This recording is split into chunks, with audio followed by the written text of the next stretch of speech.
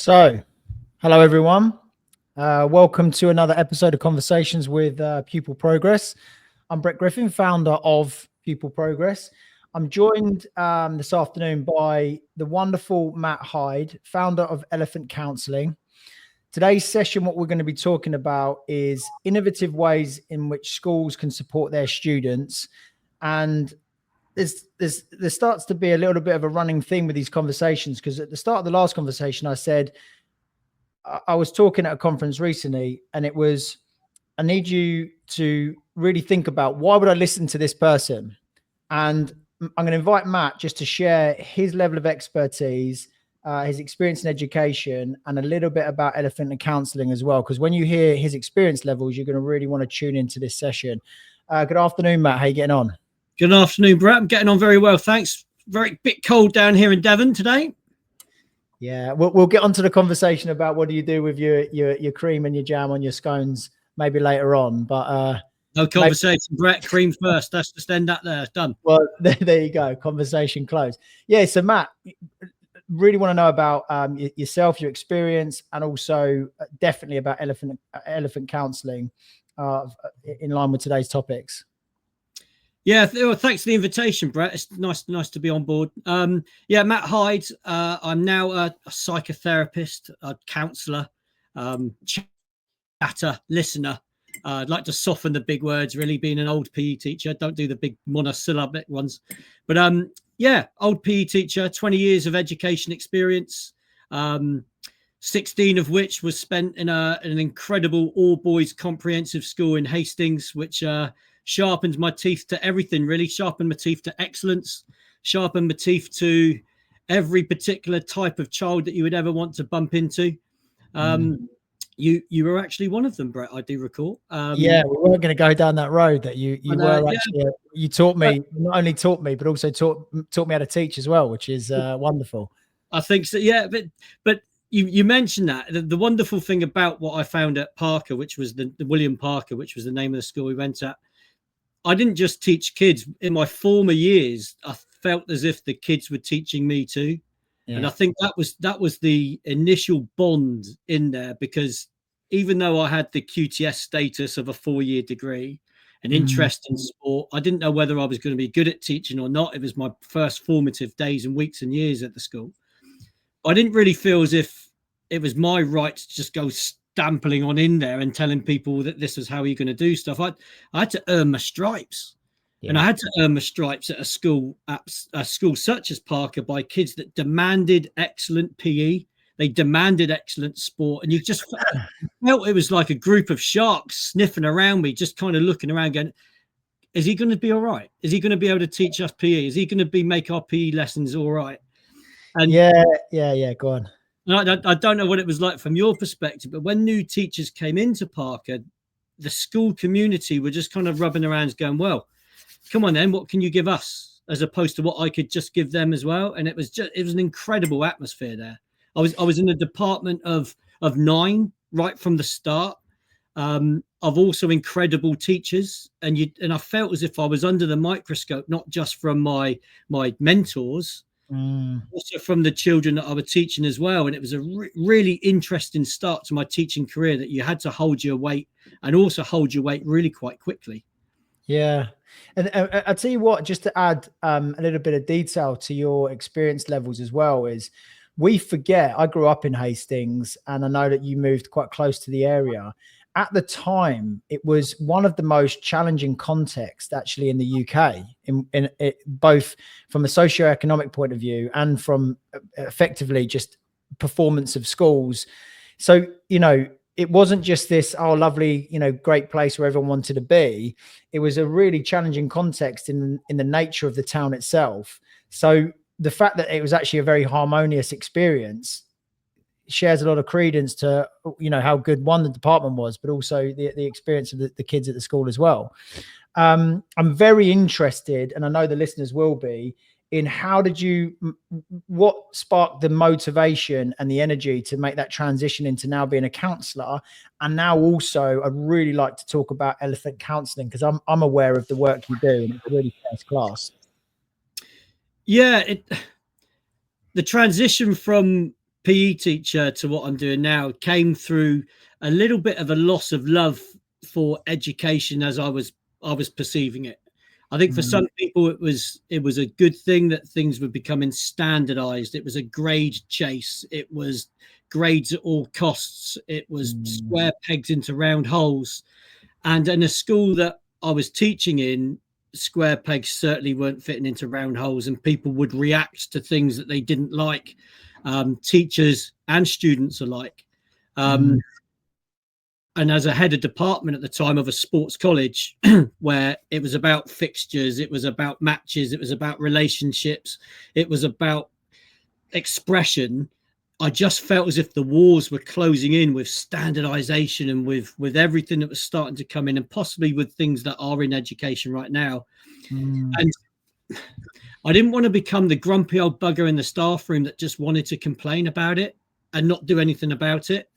And rather than continuing that kind of negative legacy, I thought, well, maybe if this isn't going to change, maybe I need to change. Maybe I need to find something different.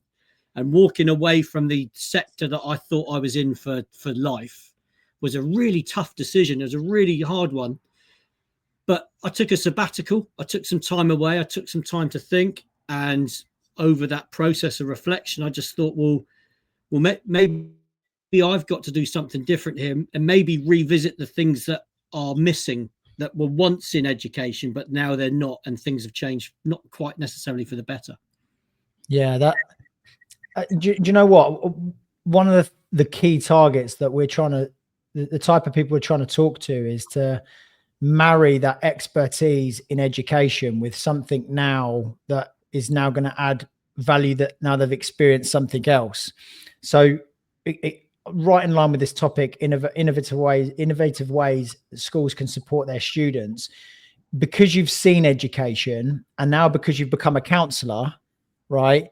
I am actually really interested for you to also talk about the rainbow methodology that you work with schools on, because that's that innovation and that innovative approach that sometimes people need to look at it from a fresh lens. So you've got someone in education who's a teacher and can't see what a counselor sees.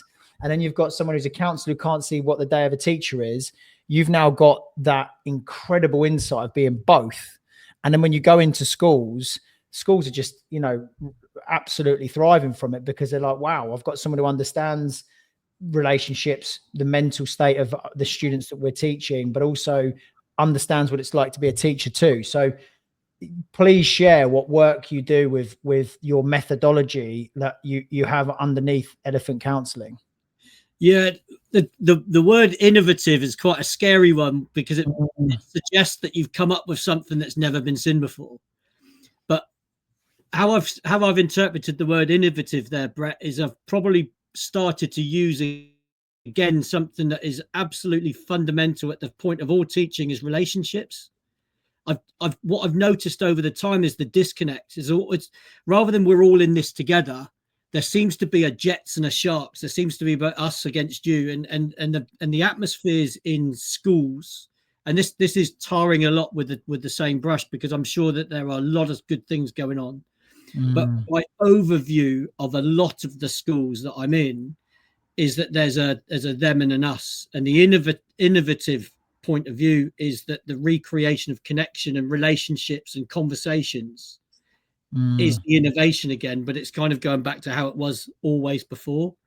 The innovative bit being the rainbow methodology is the tool that I use to promote conversation. So using conversation, connection, relationships, knowing how people are, and for people to be able to know how they are accurately, and then be able to share how they're feeling accurately, is incredibly, incredibly important. And I think people have lost their way with how they communicate their feelings these days. And as an old PE teacher, I would have used to thought that this was all old waffly old stuff, and people just crack on and people just get on with it. Come on, sleeves up, crack. It's gone. It's different now. It is different now, and I think it's different now for the better. People don't just crack on like they used to, but some can. But for those that can't, they can't be dismissed, because they need to be given the skills and the tools to be able to share how they're feeling. but without kicking off, without exploding, or without putting the hood up and losing them for an hour or a day or a week or a month that I talk to some people with. Having that emotional scale to be able to really accurately answer the question we're asked many times, probably every day, is how are you? And the innovative skill, the rainbow tracking stuff that I'm using for children that struggle to be able to engage with how they're feeling accurately is what I'm now working in schools with. So, for example, if you imagine, I'm never far away from one, Brett. I should hope not. With the rainbows, you can kind of see red at the top and purple at the middle and green in the middle. Purple at the bottom and green in the middle. I kind of talk to people, so how are you? And people say good, or they kind of soften it all up and they just kind of standardize it in like a big grey mess of I'm all right. We kind of try and untangle it. So some people, when they get down, they spike and they get angry. So we call that going red. So it's spike. So spike is red, angry, blood. So people understand that that's the case. So some people, when they lose it, they kind of go purple and they dip and they get sad. But also the words that people use for it. If they say I'm fine, or I'm good, or I'm fuming, or I'm frustrated, or I'm annoyed, all of those abilities to untangle feelings, for them to be able to report that and share that to somebody else, it's really quite helpful. So all of a sudden people are exploding in lessons. So can you explain to people how things are before you get to red, or what's your feeling when you're orange or yellow? Or for those that find words really difficult, people are starting to use thumbs, like 2 thumbs up, 2 thumbs down, thumbs in the middle. And all of a sudden, these ability for these kids that would just like go from green click red or from green click purple, all of a sudden people are now expanding out their emotional scales, and they've been able to say, actually, I'm a bit flat, or I'm frustrated, or I'm a bit annoyed. So all of a sudden people are just communicating their feelings a little bit more clearly and a little bit more depth and a little bit more accurately. I mean, what's wonderful here, and I agree with what you're saying, by the way, because I know that this is a methodology you've worked really well with the the original research, but the innovation is your application, which I know that you widely recognize, and it's the impact in schools is phenomenal. What I really love is this accuracy of feelings. No one ever puts the two together, right? They just think about feelings or accuracy. When we think about accuracy, it's numbers and precision and actual detail. And well, we can actually still have an accuracy in around our feelings. But the other one I really, really like above that is actually reporting and sharing that. So one of the questions I had here, what have you seen as a direct result of students being able to be given the tools to be able to communicate accurately and report on how they're feeling? What have you seen? What's been the outcome of being able to kind of uncover that for students? Yeah, so the students that I'm working with, and the school that I've got the opportunity mostly in is a school called Clumpton Community College, which is in Devon, and they've seen the impact of this. I've been there for 2 or 3 years now working with the students there, and the volatility of students is diminishing. So I would imagine if there's a lot of teachers watching this, there's the highlight child that will flicking a table and chucking a chair is almost Premier League, isn't it? That the quick exit and the door slam, probably Championship. A snotty comment that might come back your way would probably be a League 1, and there's the apathy and maybe the hood up, and we're coming down. They're all reactions to feelings. The behavioral outputs that we're seeing to comments that we might, or questions we might ask, or perceived threats that students might feel in classrooms, the behavioral outcomes are just literally their triggers and reactivity to whatever's going on, whether it's a request to take off a hoodie, remove a piercing, to get their book out, to take their bag off the table, to engage, to get their pen out, whatever it might be. The behavioral outcomes that we receive as teachers are reactivities to whatever they've got going on in their world. And sometimes we might receive a reaction that's in line with the request, and they might take a hoodie off, or they might refuse. Sometimes they might be asked to open a science book, and that leads to the bag being picked up and the quick exit.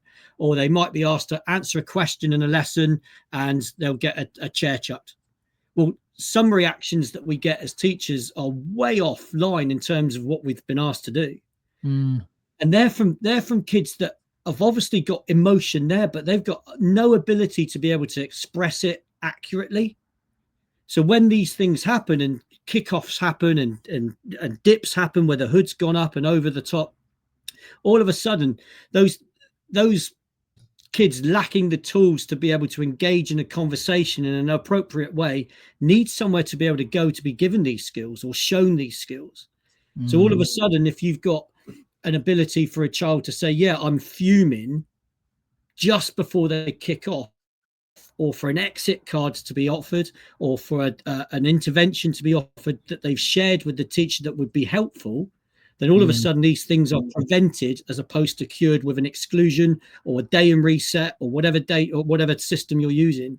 These things are preventative measures as opposed to things that can be happen after it's happened. Yeah, and you know what as well, I'm also really interested, because that's fascinating to hear.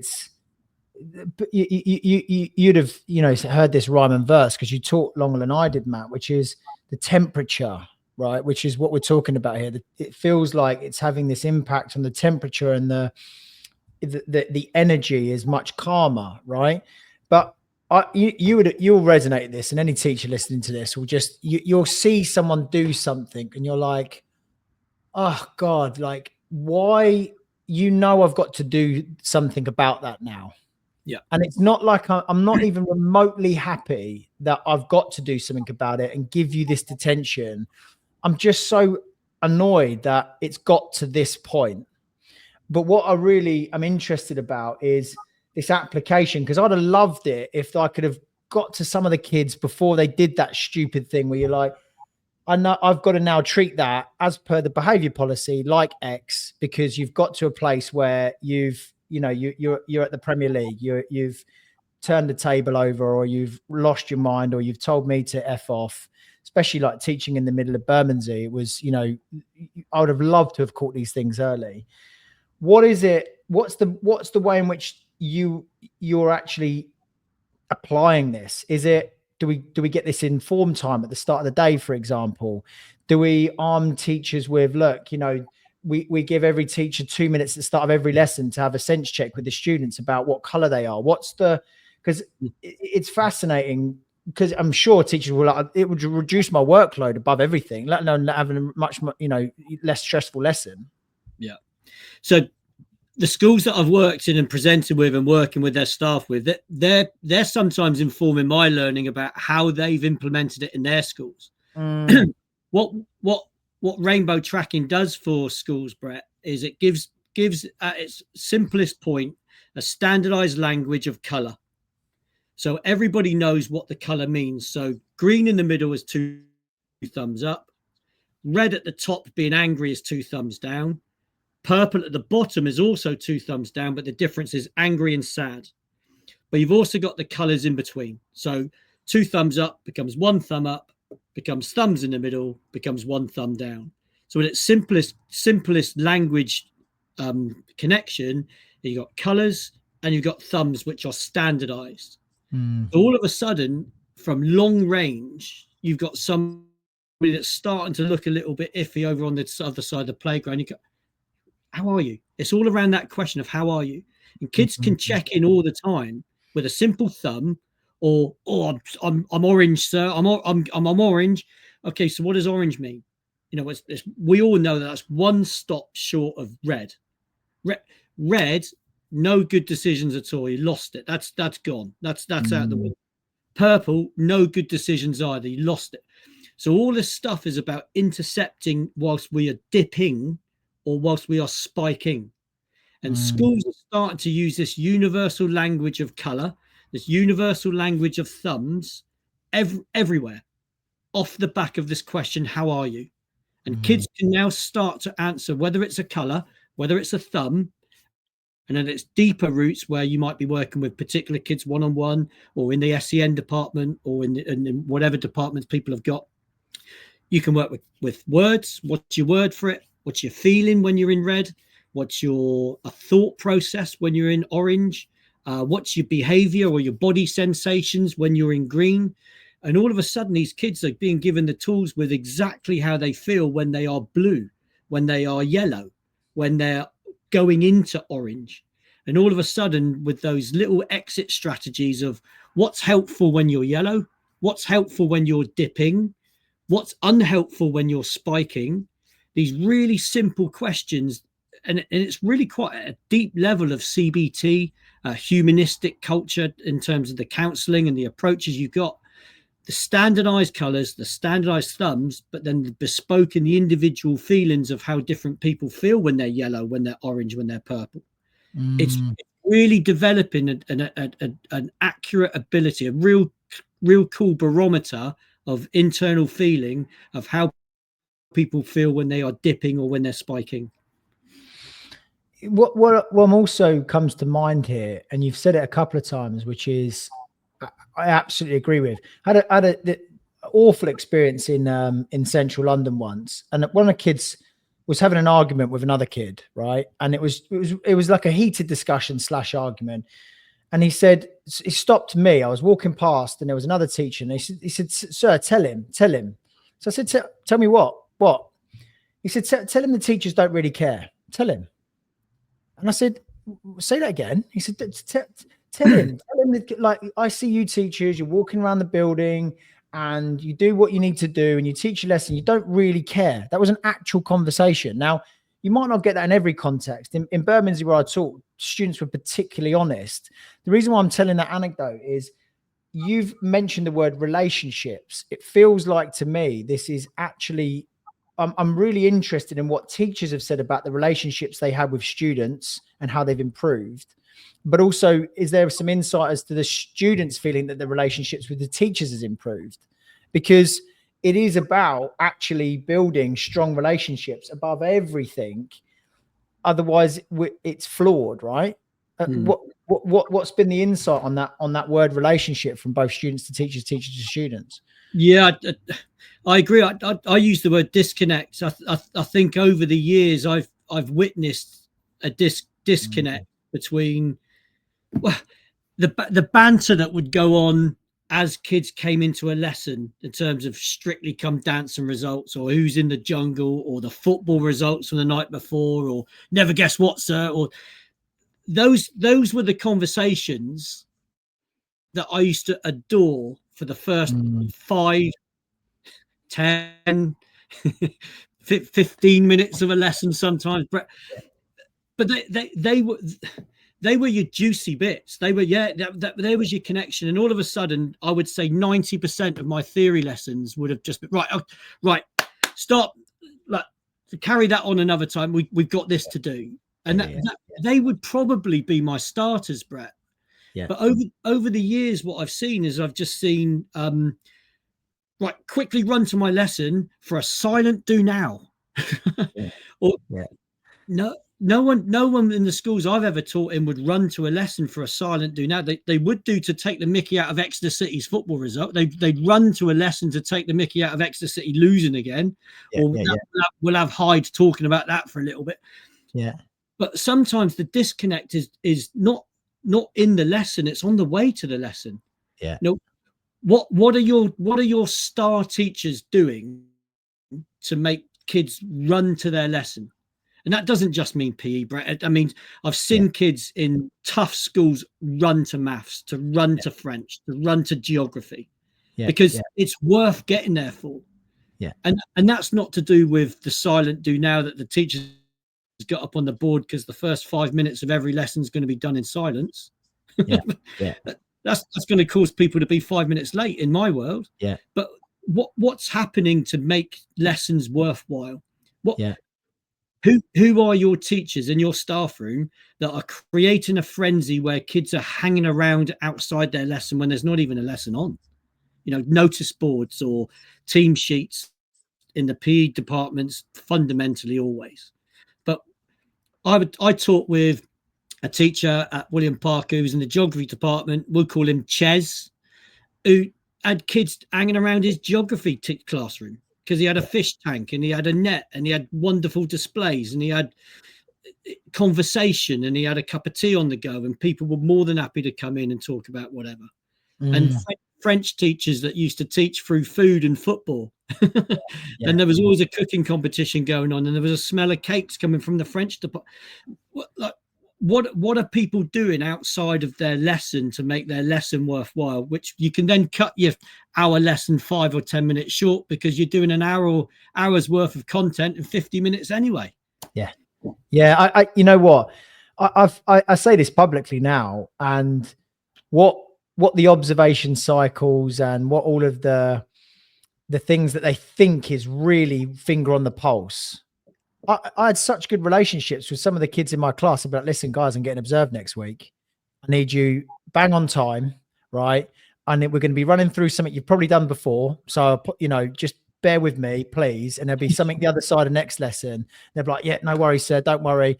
And then I'd get up into the vice principal's office and it'd be like, outstanding lesson. I'm like, yeah, thanks very much. You've really got them, to a T. But what, that is weeks of like, guys, do you know what?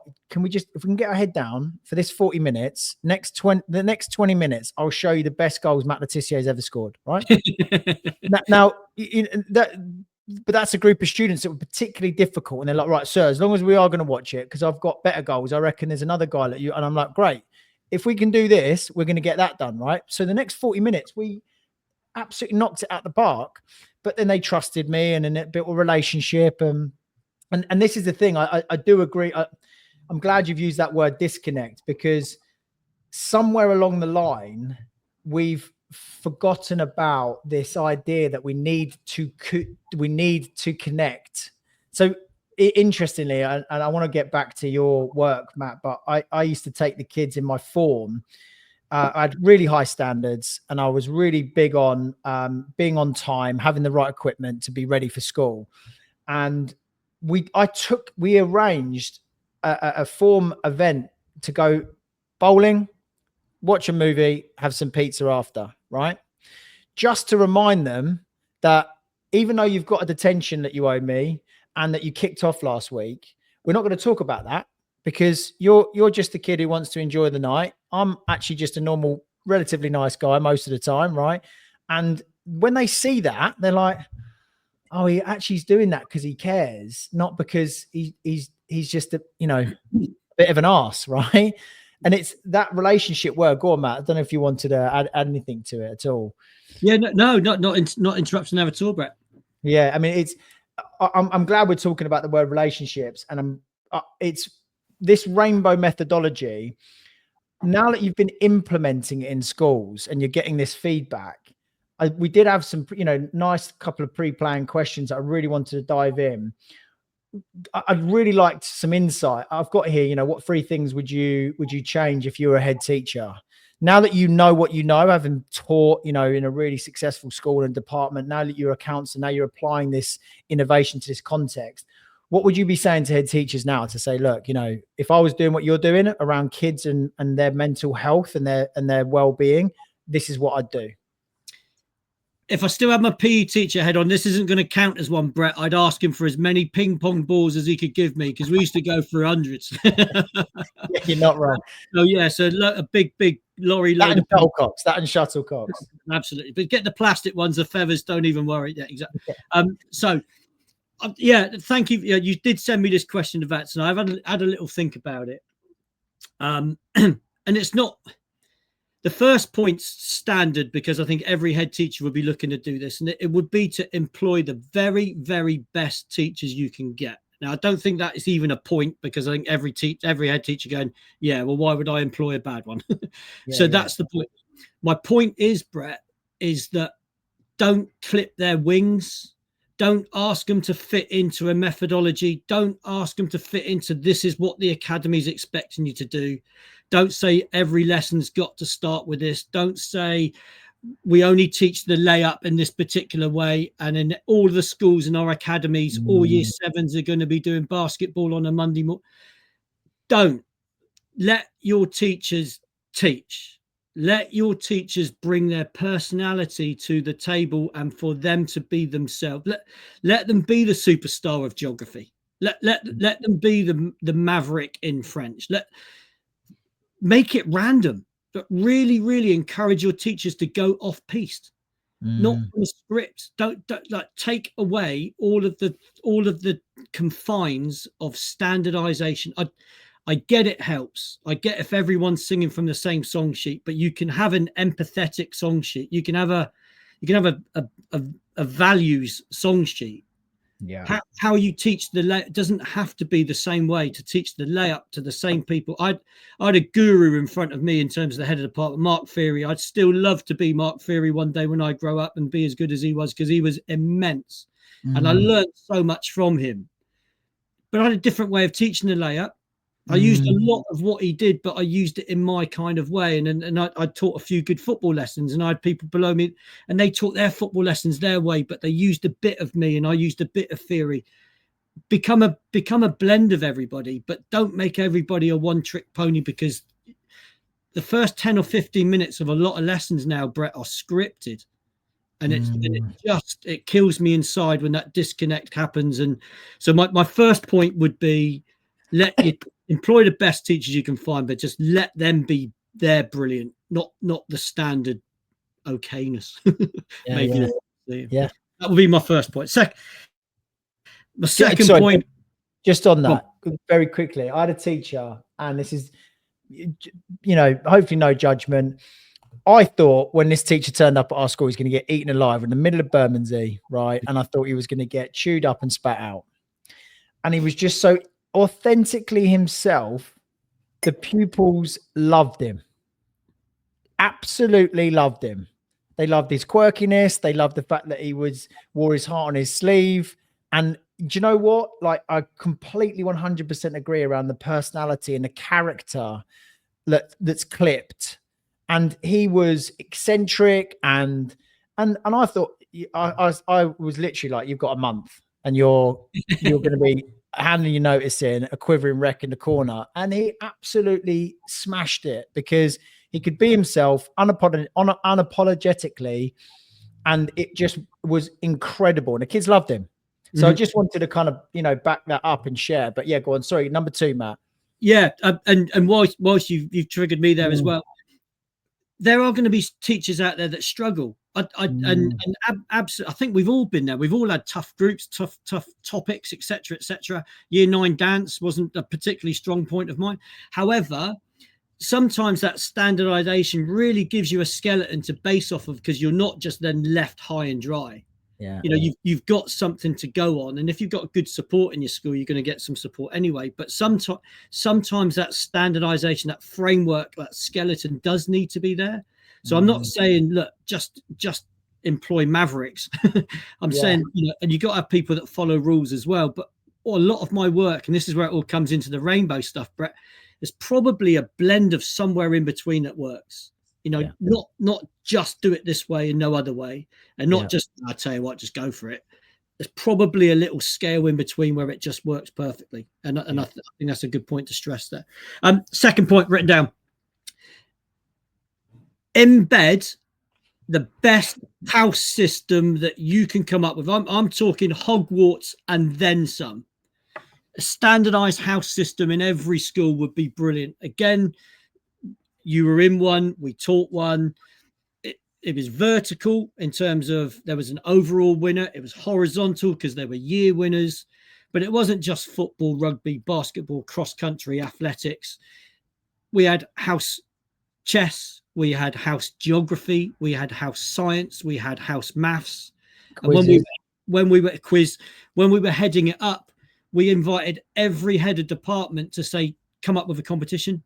Come up with some rules, come up with how you win, come up with what you would grade it on, and we'll add it into the house system. And some did and some didn't. House drama, house music, incredible. And all of a sudden that cultural buy-in from the kids was amazing. And you could see the departments they were running to, you could see the departments they were avoiding, you could see the departments they were connected with and the ones that they weren't disconnected with.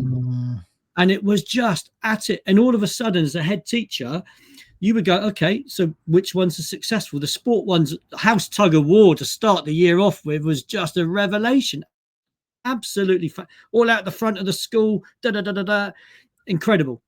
But then all of a sudden, when you're dripping in other events and it was run well, you can see as a head teacher, what's the collective buy-in here? You know, not just from kids, but also from staff. Which staff are up for it? You know, which competitions are really popular? And how does that celebration assembly at the end of the year look when people are being given out their house trophies? Seeing year 11s cheer unreservedly because their house has won the house championship has probably got to be the pinnacle of any head teacher's day. Because they've come out over a year, the results have been calculated, the points have been added up, the year competition, who was the year champions, who were the overall champions. And I think if you've got a house system that the whole school are involved in, and the teachers that come out to support the tutor groups or however you're going to form it, is a real great insight into how the school well-being is as a whole. Do you know what? When you said house system, my initial response was like, really? And now you're talking about it, I couldn't agree more, because when I went over to the school in central London, they had a house system and it wasn't really, it wasn't lifted, right? We basically re-energized it through sport, exactly what you did at William Parker, but William Parker was on another level. And what was fascinating is watching the school come together. And the thing that I actually was most excited about when you were talking there, and I was like, well, what, but why? I get it, but why? And for me, it's that creation of community, but also belonging. And there's one story I'll never forget. And there's a guy in our school, I won't name names. And he, everyone had their little groups, and there's all these little, all these popularity struggles when everyone's younger in school. And house music, I'll never forget it. He absolutely had the whole school in the palm of his hand, from someone who wasn't accepted, when he started to play that riff from Song 2 by Blur, right? And that was it. And I was like, oh, I never forget that, going, oh, wow. Like house music, house chess, like these things. And you don't necessarily have to call it house, but these things that gave the students that might have been considered, or they consider themselves as the outliers, then became important. Mm-hmm. And everyone played their role, and everyone had their purpose. Right. And so I'm all, that's a great suggestion. I don't know if you wanted anything else before you went on to your next one at all. Yeah, no, but that sense of belonging in the tutor, the role that a kid plays in the tutor group, they just know for 5 years, I'm going to be a house music guy. Don't have to go anywhere near that. I'll bang that one out for you. Yeah, we used to do at the end of sports, so we used to do a 4x1, 4x4, and then we used to do a 9x50. Yeah. Right. We used to finish the sports day off with a 9x50. And the rule was you can only take part in one relay. So there's 4 in the 4x1, there was 4 in the 4x4, and then 9 in the 9x50. So immediately you had 17 kids that had to take part in sports day. I say had to, needed to take part for your team to be. Yeah, I'm all right. And there were kids saying, I'm not going to chuck anything, I'm not going to be able to jump over anything for you, but I'll do a leg for the 9x50.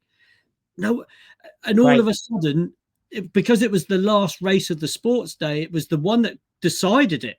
Yeah, and there was, and it was brilliant in the end, because it become quite tactical in terms of, right, okay, so how do we spread our guys out? Do we go 4 and 4 and like 9 left over, or do we kind of do 3.5 and then incredible? But what it started to do is started to zest life into tutor groups, into year groups, and then in the whole community. And the question you posed me, Brett, was what would I do as a head teacher to look down upon all of this? Just seeing it happen, you just go, we're in a good place. Look at the connection between the kids themselves, tutor and kids, head of year and tutors, and all of a sudden, as a visual that you've got of how good shape our school is in. You know what, as well, right? So we used to say this. We used to run sports day, and it was all part of the summer tamale of the house system, right? And I used to pull in. I said, look, this is a mandatory meeting for those people running events. But what was crazy, right, is I'd get an email like a month before the house sports day going, I'm still running the shop lot, right? Because I've still got the files, I've still got the spreadsheet, and I had a really good system. So, and I'm like, yeah, you're down, definitely running great. And then I'd get another email going, I'm still doing high jump, right?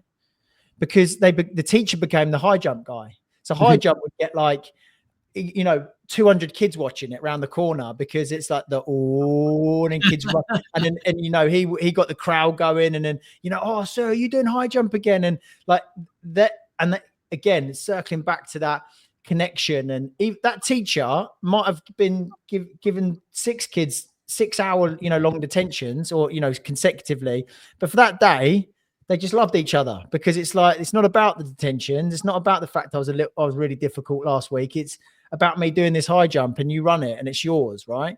Yeah. So yeah, it brings back some wonderful memories. Yeah. One shocking one, which is the kids love to I was a bit of the theatrical villain in some of the kids' eyes. So I'd get the crowd to start booing me because when I'm doing the teacher high jump, and then it was great. It was great fun, really great day, especially watching everyone engage. Yeah, love it, Matt. And number 3. Number 3. Now, it was going to be scrap homework. Yeah, it was going to be scrap. This is probably just an indirect way of me getting 4 in, Brett. But scrap homework, finish off stuff you didn't get done in the lesson, absolutely. And if you really like photosynthesis, there's 3 or 4 links that you might want to click on and knock yourself out. That was going to be number 3, but I've mentioned it now, so it was number 4. But number 3, do loads of whole school things impeccably. So I think again, it's on that well-being stuff and connective culture, buy-in, collaborative, whole school on show. Now, we were in a tough area of Hastings, but remembrance service, you could drop a pin. You could drop a pin, and schools that are prepared for things to go embarrassingly bad, but in an attempt to see exactly where your school community is, are brave. I love those schools. But as a head of school, a head teacher, if you've got a remembrance service with everything pinning on it, and you can drop a pin and the kids are just incredible, your school's in good shape. Your school's in, and if your remembrance service next or this year was better than the one last year, well done. Fancy, keep it going. Did somebody let themselves down? Right, get them out. Did everybody else do really well? Brilliant, everybody else. Those public, make your assemblies amazing. Make the assemblies. Oh bloody hell! Got assembly, got year assembly, a whole school assembly, or kids dragging themselves to it. Outside speakers, make it relevant, make it fun. Get the clips on, make it a high octane environment. Yeah. Your Christmas concert, your celebration assemblies at the end of the year, whether it's year assembly, whole school stuff, your graduation, make your whole school stuff outstanding, because your community becomes it. It's worth what two massive words in psychology and also in the world that I'm in now: significant and worthwhile. Without those 2 words, nothing's really means nothing. It's pointless. What's the point? What's the point in getting to geography? Why am I not running to geography? Why am I running to Fred? It's worthwhile. It's significant. Why am I going to miss out? I'm going to miss out in the first 5 minutes of Hyde's PE lesson because they're talking about Liverpool versus Exeter City this week, or whatever it might be. Not in your lifetime, Matt. They won't be talking about Liverpool playing Exeter. Really, absolutely not. Everyone down here's got a big team, Brett. Put it that way. But big whole school stuff done as well as you possibly can from a head teacher looking down on it. Yeah. Are we in good shape? And if your community is buying in, if your community is together, or somebody's giving his mate a nudge going, shh, you're cracking it. Yeah. And you don't have to walk around every classroom to watch what's going on there, because that's just it. Kids want to be where you're teaching. I tell you what, there's another nuanced example. But so when I was at the school in Bermondsey, City London Academy, we started a basketball academy, and the head coach now, he's got terribly, I've forgotten the name of the award. It's the one below the MBE. He's just been given out the honours list, right? Exceptional provision. Head teacher's brilliant. He's really bought into it, and the community that's been created around this basketball academy is insane. So it's not only the players. So the players have to be student athletes. So not only do the players feel part of a really trusted community, they're belonging, they're part of that basketball group, right? The students also love and celebrate how good they are, the excellence, the dedication to training. They come, we would have over 300 students running, like you said, right? What's the significance and was it worthwhile? So they would run from their lesson, and we'd have reports from teachers that lessons period 6 were impeccable, because if they got left behind, they wouldn't make the 300 that can come and watch the game, right? So then they would get in, watch the game, and then they would just be absolutely bursting with pride. Yeah, our school is the best, sports basketball academy in the country. We've got kids that go to America. Like, that's what they would say. Like, Ofsted would come in, and they would verbalize what it meant to them, right? And it just adds complete, it backs what you're saying there about whole school events, creating that community, creating something that creates that belonging around why do I want to be part of this community? Yeah. Have you seen on YouTube, Brett, that YouTube's in Devon now? I don't know if it's caught on in London at all, but I was going to ask whether it's got down there. I think it will catch on. There's this thing you can click on and you can type stuff in, and the clips that you can get of the New Zealand schools with their whole school hackers and with their celebration of their rugby team, particularly because they chuck all their eggs in the rugby basket down there. It's lovely. They're all buying in. There was a celebratory hacker at a former teacher's funeral. I don't know whether you've seen that one as well. My goodness. Yeah, that was powerful. And there was one recently of I think he was an Irish boxer, and he got a celebratory walk through the school, and the school lined up for him. The school lined up for him, and he just made his way in, and it was past everybody for a handshake at the end. It was like kind of filmed all the way through with a handshake. I'm goose-pimpling now talking about it. Yeah. A picture at the bottom of the walk, and that celebration culture, that buy-in culture, that wants to be there, regardless of the output. I understand that the grades is the output, Brett. I understand that's the business you're in, and the clarity that your product gives in order to know where you are with it, incredible. But you're not going to get those great outputs if the worthwhileness and the significance isn't there all the way through. What's the point? The thing is there's nothing here it's not even an awkward conversation. You and I have had this conversation so many times. I completely agree with you. What I always say is the students and the teachers don't have any options in the fact that they're going to have to do their GCSEs. Complete transparency. Yeah. I wish they didn't have to. Knowing what my experience was like, what difficulties I struggle now with ADHD and diagnosed dyslexia. So I actually wish that we would rip up the playbook and start again, and actually really start to educate our young people on what the world of work looks like now. Because the world of work looks like now, it looks nothing like our education system. So, but what I do really absolutely massively subscribe to is we need to educate young people in the whole. And what you're talking about here is, if I'm actually looking after our students' mental health by creating community, belonging, purpose, relationships, my teacher cares if I don't come in. He cares. Yeah. She cares.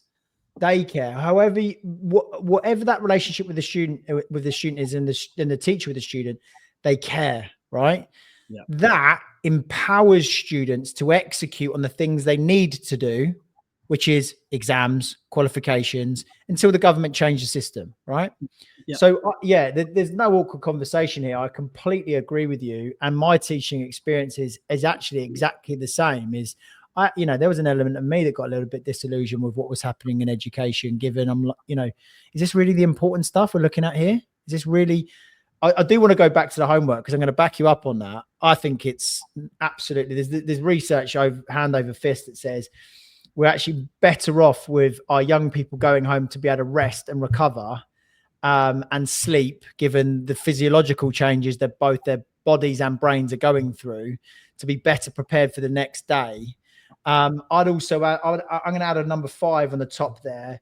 I've said this on a recent conversation we've had, and you might have some opinions on this because we're probably getting close to time, which is mandatory exercise, some form of physical activity that would really be, I would say, any school to whether it's some yoga, whether it's some breath work, whether it's actually playing, a physical sport. Oh, you know what? He says, turn off the notifications. You can't celebrate that. You can't celebrate that. He says turn off notifications, and I'm still, Apple's let me down. Out the lesson. That's 3 hours in reset, Brett. So he's doing it again. No, he's killing me. He's absolutely killing me. So I've got it on here, literally like do not disturb. So I don't know. I think I'm going to get on the phone to Apple and say, look, what's going on? So yeah, what was I talking about there? What was the last point? The last point, you were talking about homework. That was it, right? That was it. Well, you were testing my active listening skills there. That could have absolutely shafted me, that. yeah. I just nearly threw you under the bus. The fact is we need to give our students that respite. That was it. Physical education, physical activity, right? So we got into physical activity. We need to make sure that we are engaging our young people in understanding what is healthy nutrition for their own mental health and their physical well-being, and getting our children active.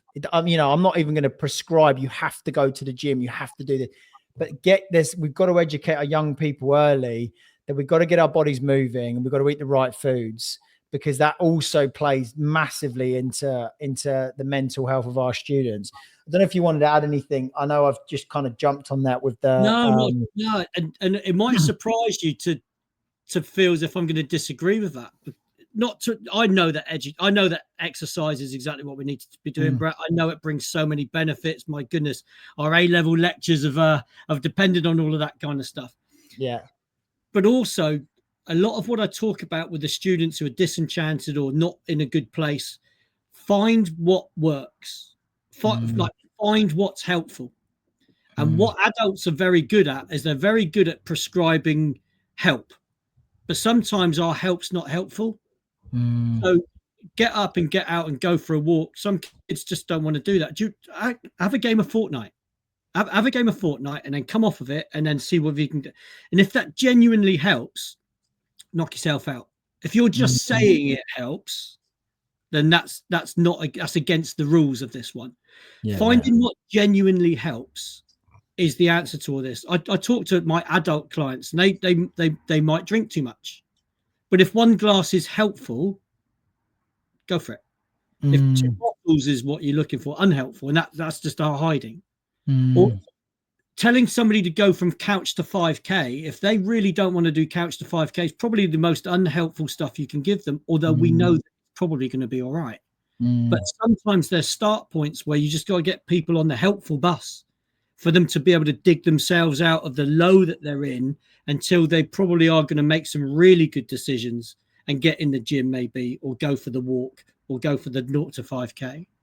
But it's a really interesting concept. I totally understand that. Yeah.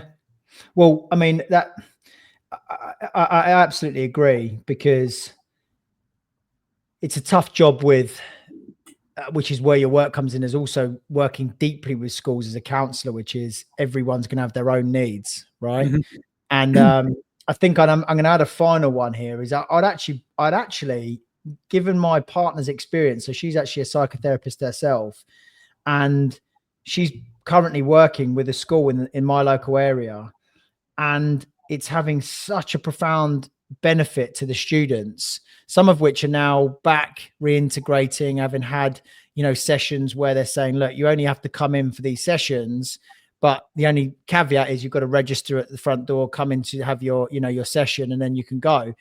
And now they're coming in more and then staying a little bit longer, and then actually just, I'm actually going to come in for a few days because I'll come in the day before. And now all of a sudden, like the 3 or 4 students she's been working with are now they're present and they're being. So I'd actually say, look, there's some really clever ways actually, just to share anyone watching this. I'll find out the funding, but you can actually, because psychotherapists are also need to run up time, you can actually work with organizations for those training counselors that are nearly qualified to come into your school at no cost, because they've got to get their hours up, right? So it's a really cost-effective way of actually getting that support in your school, because by the time they're also qualified, a lot of the students are also in a much better place, and then there's a new group of students that come in for the new counsellor. So I just thought I'd share that one as well. But Matt, it's been wonderful talking to you. I know that we're going to probably have another conversation because it's just super useful. The one I want to have a conversation with you about in the future is actually creeping in towards the exam times. What can we do to really help students cope with that? Because agree, we've got to develop the student holistically, but they've also got to go through that process. So I'd love to pick your brains, and I'm sure teachers and leaders are going to be really interested in that. Thanks for your time. It's been wonderful. Whilst you're on that topic, Brett, I do deliver. There's a workshop I call "How Do You Eat an Elephant," which is about making big problems smaller. Yeah, and that with the exam specific stress focus at it is an amazing thing. The transformation you see through the students throughout the day, absolutely incredible. I was talking with the exams lady at the school I was working at, and exam positioning, it's not just alphabetical these days. Some kids are not happy in sports halls. Middle is not a great place for a lot of the kids. Where they sit, everybody wants outside the sports hall and in small breakout rooms. Schools are really struggling with locations of exams, etc., etc. So it's a phenomenon that needs to be addressed. You're right. Well, that's a nice little teaser, and you've also prompted me as well, because where do they find you? Your incredible resource on it all on its own. Where can schools find you to work with you? I know you work with schools actively, and you really work well with this, this innovative model, this rainbow. The rainbow tracking. How can we find you? Where signpost us? Yeah, so thank you. So it's Matt Hyde at elephantcounselling.co.uk is the email. Elephantcounselling.co.uk is the website. There's pages on there which is rainbow tracking. There's a page on there called "How Do You Eat an Elephant," which is the workshop for students. There's a workshop called the Sunday Belly Club, Brett, which is the one for staff. And there's working with children and young people on there as well. So that's www.elephantcounselling.co.uk. The website's got it all on there, including a lovely little animation which explains the rainbow tracking methodology, probably a little bit better than my garbled waffle this afternoon. No. I mean, I'm actually typing this address here. Just going to check it's the right one.